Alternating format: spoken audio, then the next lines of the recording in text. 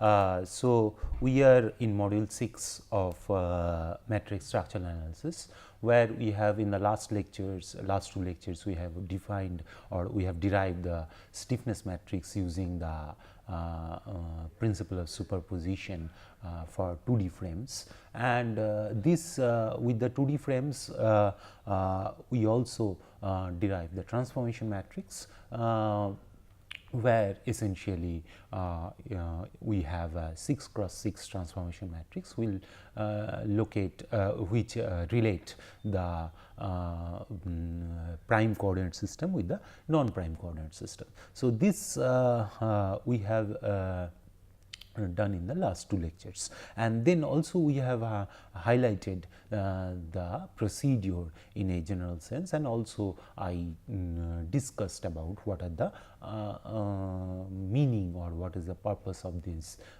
lectures. That is, we are really not bothered about 2-3 degrees of freedom or the 2-3 element solution structures with 2-3 element solutions, 2-3 elements we have. So, basically these methods are for large degrees of freedom. So, where essentially you need to code the problem and you need to solve a large degrees of freedom problem. So, the basic objective here is to tell you the procedure by which you can really understand what are the minute or every details of the method, where it can go wrong or where it can have problems. So, when you use any software, where whether you code it or you use any software, you get some results. So, as an engineer, your objective is to interpret those results, whether those results are correct or not.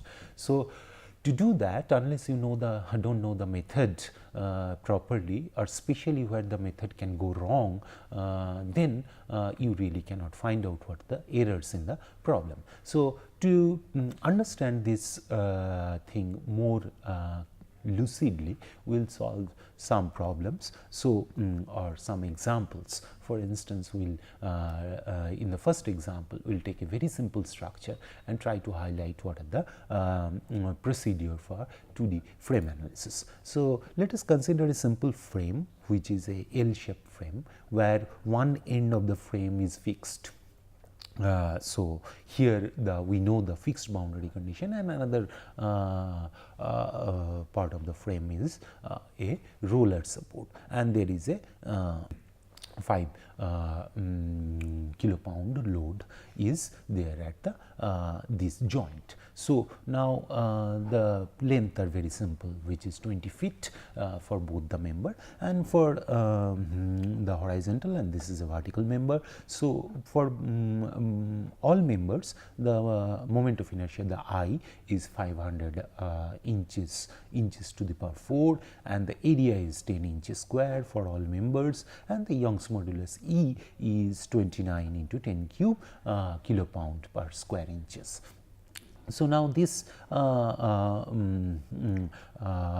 data, with this data, it is required to find out the loadings at the each member of the frame shown in the figure. So, that means what are the loads acting in this member. So, for each node and each joint especially. So, now to solve this problem through matrix method of stiffness method, the first step is to discretize the structure or to separate it out element wise. So, to do that, let us consider the 3 nodes in the structure. The first node I consider here, the roller point, and the load point here is a second node, and my third node I consider it here. So, now naturally my first degrees of freedom is the axial direction in this direction, second is transverse, third is the rotation, then I write 4, 5, 6, and then 7, 8, and 9. Now, I have naturally 2 elements. This is my first element and this is my second element. So, essentially in this structure I consider 9 degrees of freedom. So, 3 3 3 each node. So, naturally we have 3 nodes and 2 elements. So, I can increase the degrees of freedom and I can increase the number of nodes. For instance, it is better to mention that I can even point out a node here and find out a element here. This is my element and this is my element. That is also a possibility, but we do not do it here. So, that will be actually discussing in the module 8. So, now with this setup, so I have two element, I have essentially two element, 3 node and 9 degrees of freedom. What are the known, what are my known degrees of freedom for kinematic as well as force degrees of freedom. So, let us see what are my known degrees of freedom. So, the first naturally for this case my boundary conditions are this. So, here the vertical displacement has to be 0. So, this is so second degrees of freedom, my vertical degrees of freedom is my 0, and then naturally there is no boundary condition here. So, this is a fixed boundary condition. So, this fixed boundary condition implied that the displacement along this, and displacement rotation of this plane is 0. So, that is why my 7, 8 and 9 degrees of freedom, all of them are 0. So, my all known degrees of freedom I know now, which is 2, 7, 8 and 9. So, now what are my force degrees of freedom that we need to we know. So, first of all, these force degrees of freedom, naturally we know that those degrees of freedom we know the displacements, we do not know the forces. So, naturally I know 1, 3, 4, 5 and 6. So, for instance, my first node, there is no first degrees of freedom, there is no axial, external axial force here. So, naturally this will be 1, means my force degrees of freedom, first force degrees of freedom is 0, and then naturally there is no moment acting. So, my third degrees of freedom will be also 0. So, here, and then fourth, naturally there is a unit, there is a 5 kilopound load acting in x direction from this node 2. So, this will be 4 and this acts in a positive direction. So, if I take, this is my axis of this. So, this is my axis. So, this is my x axis and this is my y axis, suppose.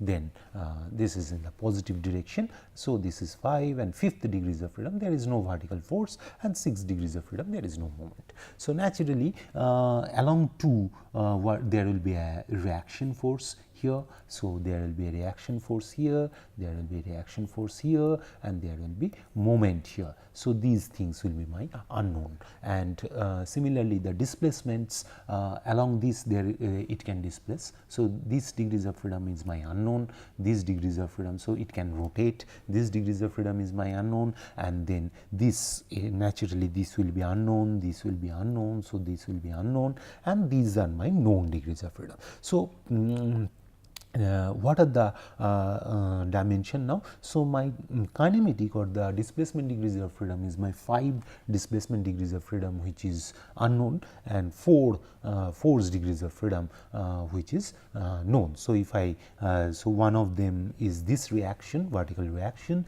and the 3 of them are this vertical reaction, horizontal reaction, and the moment at the fixed end. So, with this now if I now can proceed for the calculation of stiffness matrix. So, now let us consider the first element. So, we know what are the material properties. For instance, we know Young's modulus, we know I, we know A. So, this is given to you, and this is constant over this element or this structure. Now, the length also we know. So, we have 1, 2, 3, 4, 5, 6. So, we have 2 nodes, 1 node and 2 node. So, now I need to calculate. So, there is no force is acting in the member. So, there is only one force acting at the this thing. So, I really don't at the node 2. So, I really don't need to have a fixed end moments here. So, here now I based on that I calculate some of the quantities. If you remember, these quantities are stiffness quantities. For instance, A by L is the axial stiffness, this is the bending stiffness, and then all those things we know, we calculate. So, these are the terms in the stiffness matrix, if you remember. So, these terms I calculated earlier, I calculate through this data. So, this is my first step, and this is as per the unit also. So, this is kilopound and kilopound per inch, all those things we found out. Now, so now my first job is to calculate the local stiffness matrix. So, the local stiffness matrix K1 is naturally corresponds to the first degrees of freedom to 6 degrees of freedom. So, these degrees of freedom is my local axis. So, corresponding 1, 2, 3, 4, 5, 6. So, here you see that this A by L comes here, and then minus A by L, and this is third degrees of fourth row is fourth degrees of freedom is the axial force for the node 2. So, this stiffness matrix we know, we can just find it out. If we substitute, we can find out. So, you see this stiffness matrix is symmetric because we know the stiffness matrix will be symmetric. So, this is my 6 cross 6 stiffness matrix. So, with this 6 cross 6 stiffness matrix, my next job is to transform this for the global coordinate system. So, to transform into global coordinate system, we need to know lambda x and lambda y. So, I can calculate if I know the coordinates of lambda x and lambda y. For instance, this coordinate, if I take my origin here, and if I take x axis along this and y axis along this. So, this is my structural axis essentially. So, now if I know the coordinate of this point, naturally first node is 0 0 and second node is 20 0. So, naturally the lambda x, that is cos of theta x, is 20 minus 0 by the length 20. So, similarly cos y is 0 minus 0 by 20. So, this is 0. So, lambda x and lambda y we know. So, if lambda x is 1 and lambda y is 0, then T matrix is an identity matrix, because if you remember the lambda x, this is lambda x, lambda y 0 and minus lambda y, lambda x 0 and then 0 0 1 and then again repetition of this. So, this becomes again another this matrix, and these terms are 0 and 0. So, you see if lambda y is 0, essentially this becomes an identity matrix. So, this T becomes an identity matrix. So, now if I have found out the prime coordinate system or the local coordinate system, what is the stiffness matrix K E, and then if I transpose the transformation matrix, pre-multiply with the transpose of the transformation matrix and post-multiply with the transformation matrix, I get the stiffness matrix in the global coordinate system. So, that is xy coordinate system, not in the prime coordinate system. You see, since the prime coordinate system and or the elemental or the local coordinate system matches with the global coordinate system exactly here. So, that is why the transformation matrix is the identity matrix or identity transformation. So, identity transformation essentially is multiplying with the identity matrix. So, now this becomes, so if this is identity, so K prime is actually K E. So, I can directly write now what is my K E. So now this becomes global degrees of freedom. So here, even though local and global degrees of freedom matches here, so this is my global degrees of freedom, that means in the non-prime coordinate system, and this is also my global degrees of freedom. So in the non-prime coordinate system. So now see the matrix, since k prime and k e is same, so k1 remains.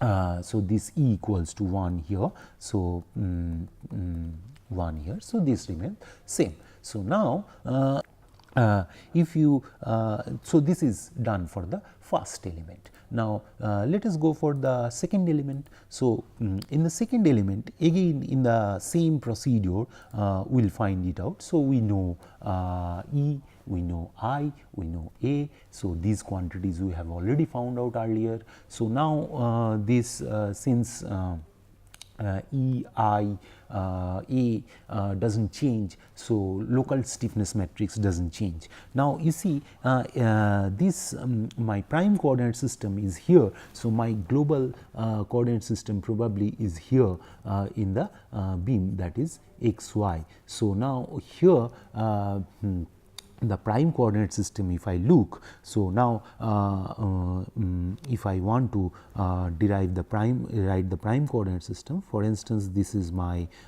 prime coordinate system, and this is 1, 2, 3, and similarly here this is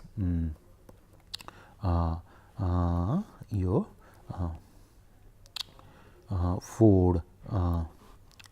4, 5 and 6. So this is that is why I have written 1, 2, 3, 4, 5, 6, 1, 2, 3, 4, 5, 6. So because this is this stiffness matrix in the prime coordinate system. But remember our local degrees of freedom are not actually the global degrees of freedom here.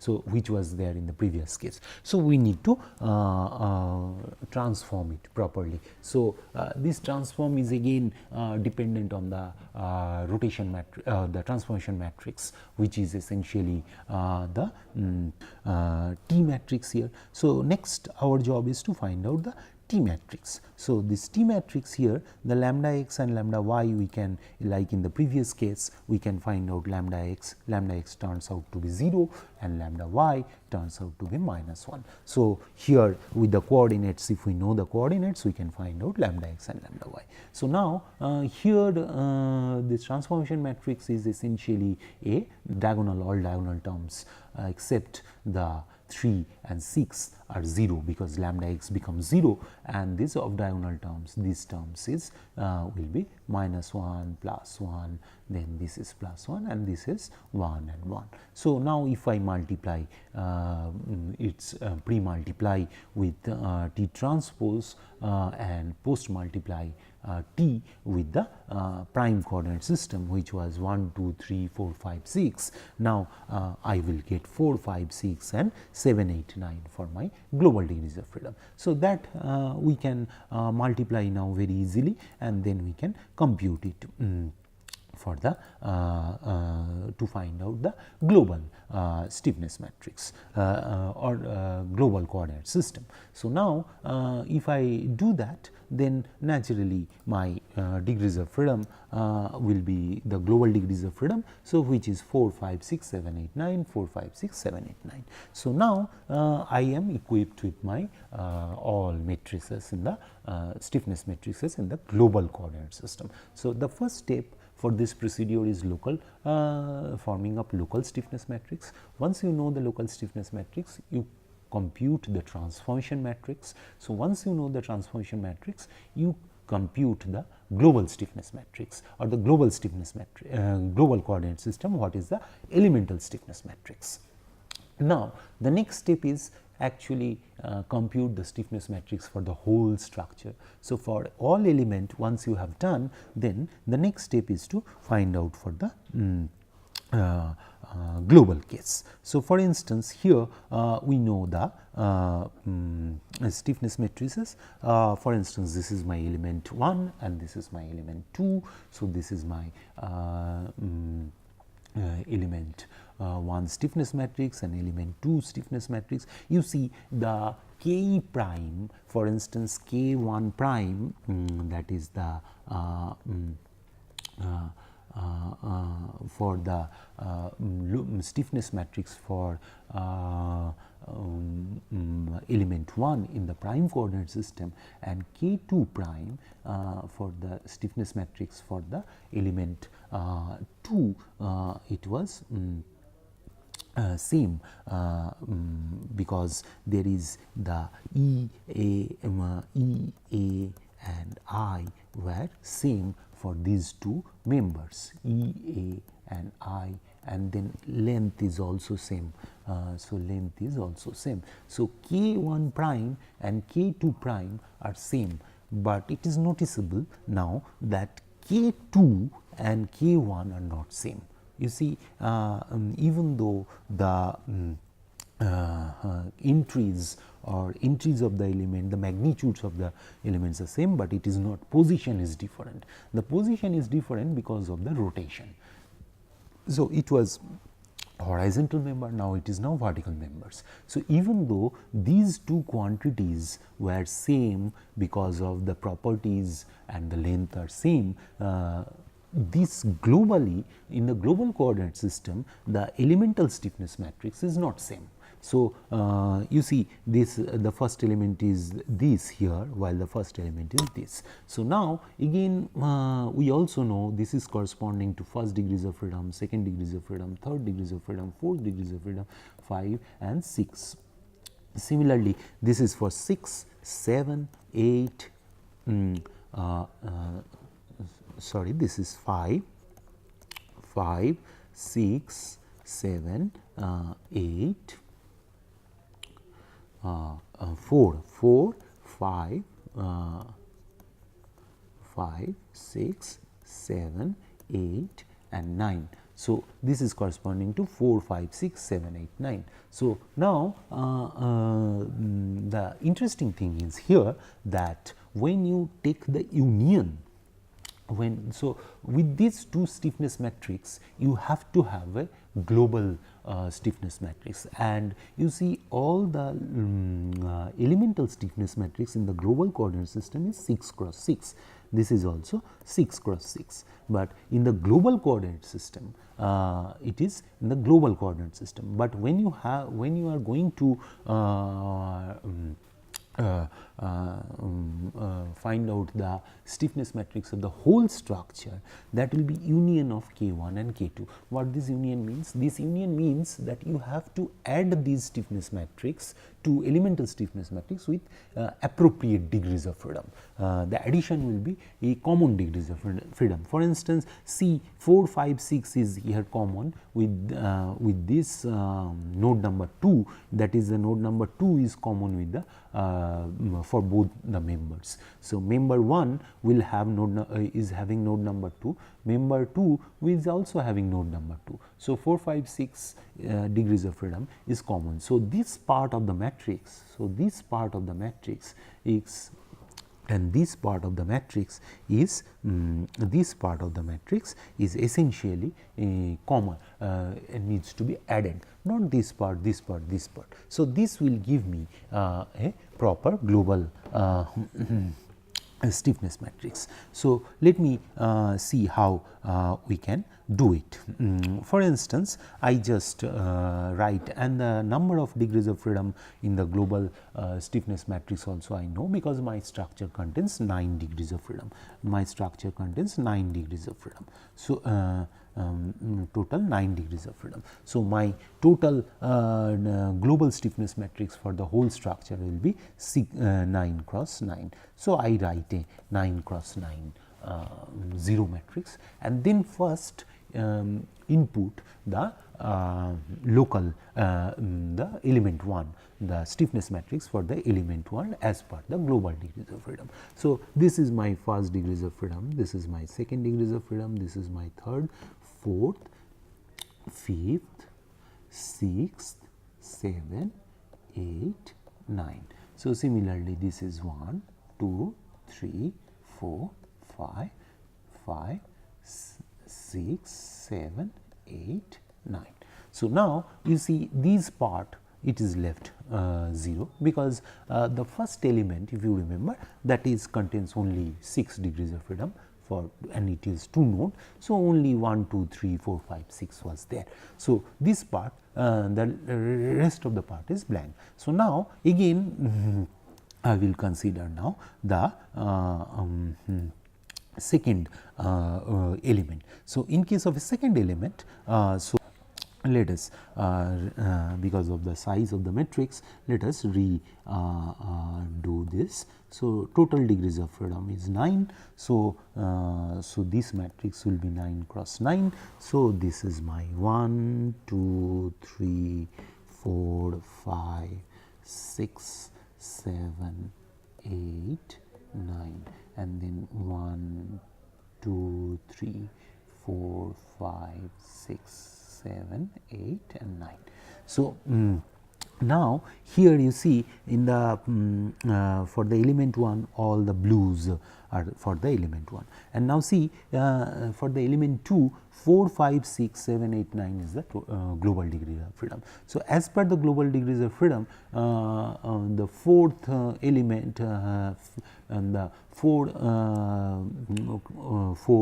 5, 4, 6 and then 5, 4, 5, 5, 6, 5, 6 and then so on, this 4, 6, 5, 6 and then 6, 6. This has to be added with the global stiffness matrix. So, see this part, these red parts are added with the global the previous stiffness matrix. So, the blues. So, this will be red only. So, this and these quantities, these things does not play any role because the first element does not contain any 7, 8, 9 degrees of freedom. Similarly, second element does not contain 1, 2, 3 degrees of freedom. So, that is why these two part will be 0, but this stiffness, this part, the second element contains 4, 5, 6 and then 7, 8, 9. So, that is why this stiffness matrix. You see, the important thing is that the stiffness matrix is very much banded. So, there is a band structure in the stiffness matrix. So, that means this band is essentially very important for solution, because when you really solve a large scale system, essentially if you have a banded stiffness matrix, there are specially two advantages. First advantage is your you can store the matrix in a band storage format, which is essentially for instance this 9 cross 9 matrix, if you want to store into a MATLAB or any computer through MATLAB or any programming language. So, you see there are 81 such elements, and each element requires some bit memory. So, now if you know the band structure of this matrix, if what will be the band structure of the matrix, because you can predict the band structure of the matrix in the review of matrix literature, I have discussed this. Now, this 7, 8, 9, you see these 3 cross 3, that is 9 such element will be 0. So, why should I store these 9 cross 3 these zeros in the matrix? So, there I can reduce my storage space required for the matrix. So, I can have a band storage form. So, band storage form will looks like this form, for instance, this kind of only this band, this is the band and there is a bandwidth, and this I can store it efficiently. So, this 9 and 9 I do not need to store even. So, because I know this 0. And second issue is that when you know the banded matrix, the factorization, for instance the decomposition part of the solution, if you follow the direct method, then there is an advantage in the band storage format. So, this is very important. Now, once you have this global stiffness matrix ready, then the next step is actually you have to find out the partitioning and solution of the system. For instance, this is my final. So, this I have changed the color because final what will be the final format. So, say again this is for 1, 2, 3, 4, 5, 6, 7, 8, 9, and then 1, 2, 3, 4, 5, 6, 7, 8, 9. So, here you see this is my global stiffness matrix for the structure, which is a 9 cross 9. Now, if you look carefully, this structure is symmetric again. So, this is my symmetric form of the structure, a symmetric stiffness matrix. Now, you see this is symmetric. So, this is this and so on. So, let us now try to solve this. What is the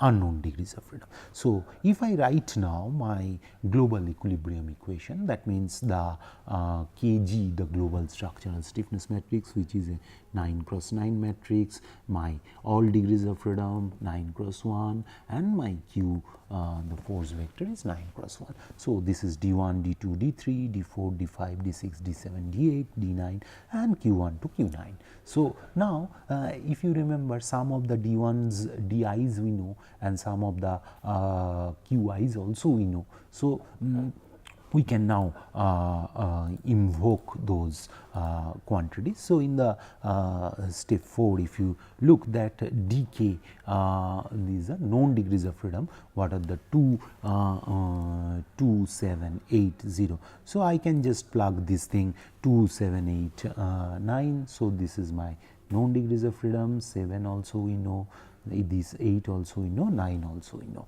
Now, similarly Q known degrees of freedom 1, 3, 4, 5, 6. So, 1 we know, 3 we know, 5 and this is 4 we know, 6 5 we know, 6 we know. So, this is my unknown. So, my Q u, that is unknown force vector, contains only this Q2, Q7, Q7, Q8 and Q9.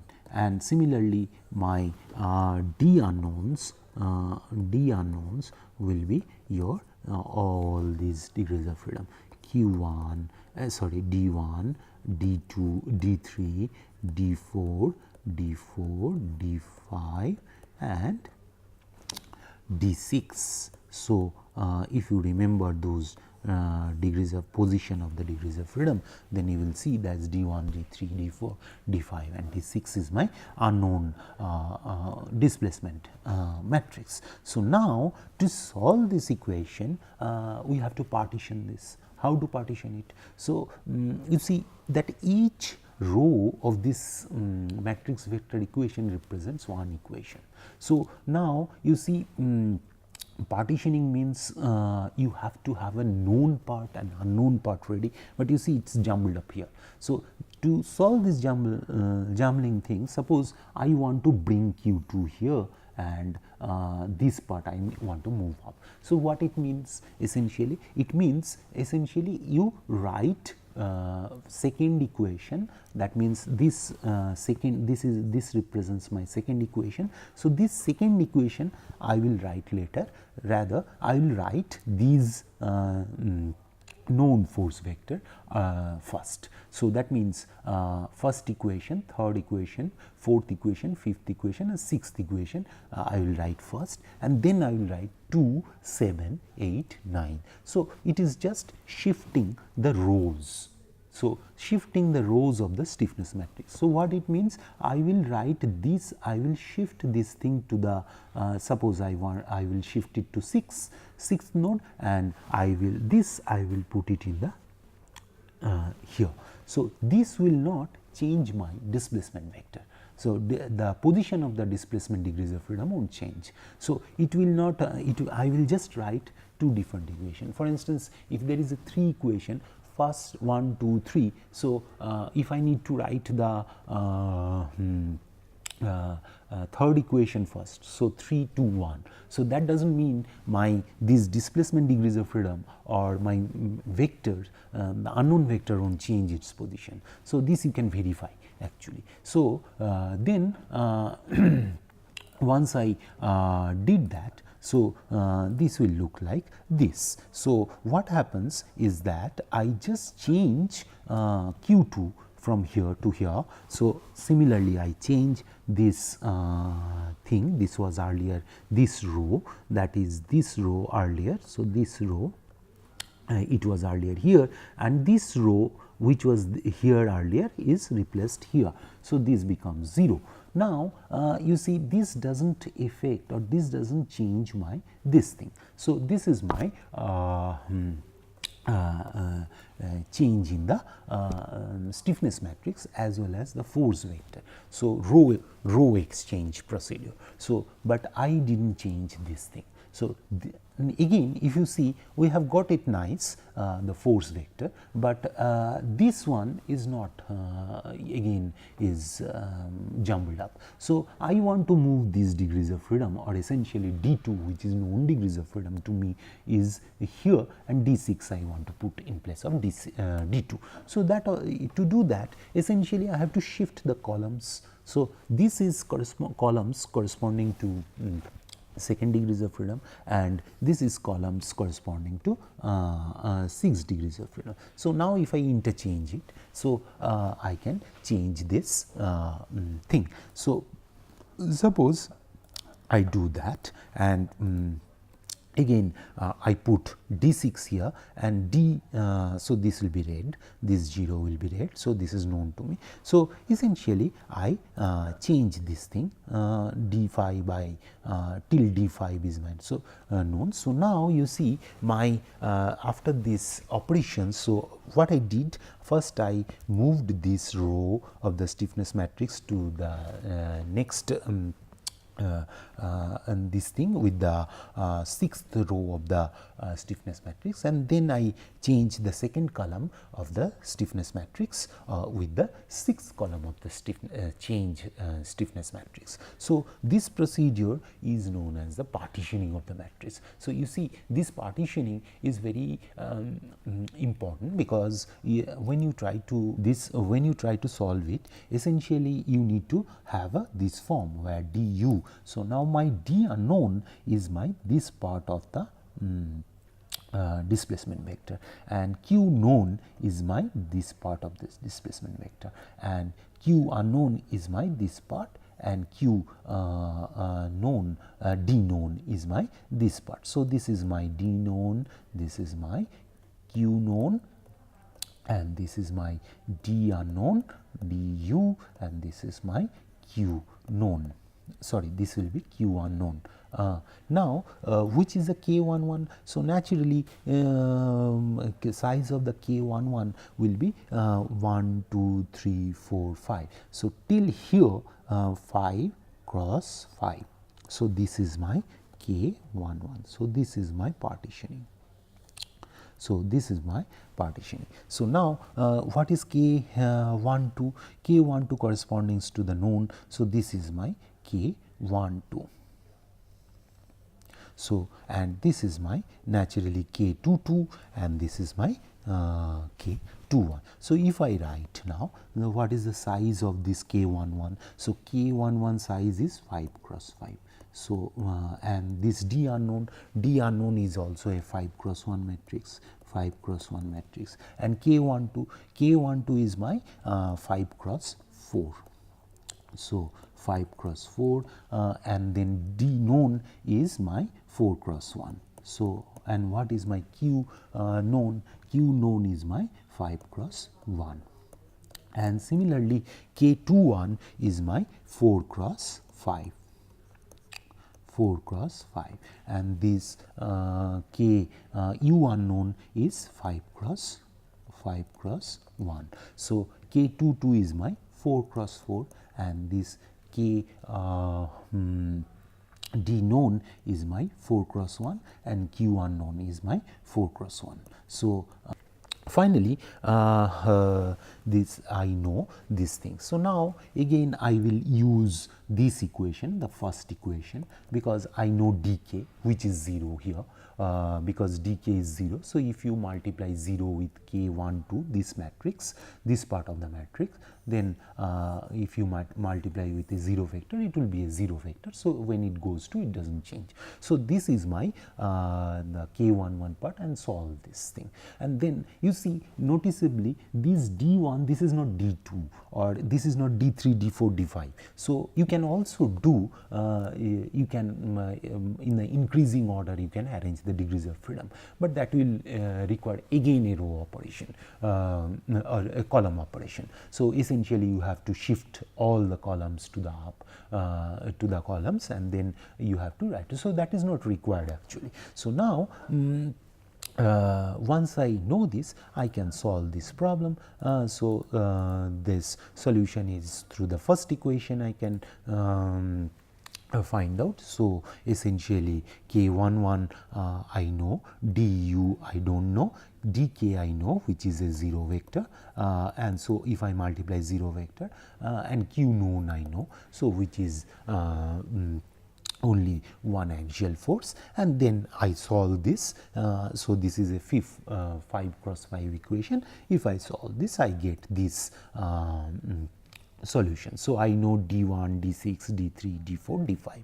Now, once we know du here, and then with this du, if I now d known is again sorry, this equation, the second equation. So, if I know du now, and dk is 0 vector, so it does not contribute. So, this will go to 0, and so if I substitute this, so I know k21 from my previous slide. So, once I multiply this, I get the unknown forces at each unknown location, or where the displacement degrees of freedom is specified. So, this is in a nutshell the total procedure. So, you understand where you can go wrong actually. This matrix partitioning you can go wrong, then matrix assembly you can go wrong. So, these things are very essential when you code for the structure. So, in the next lecture, we will also try to solve some other problem, another problem, to tell you what are the process involved in it. So, I stop here. Thank you.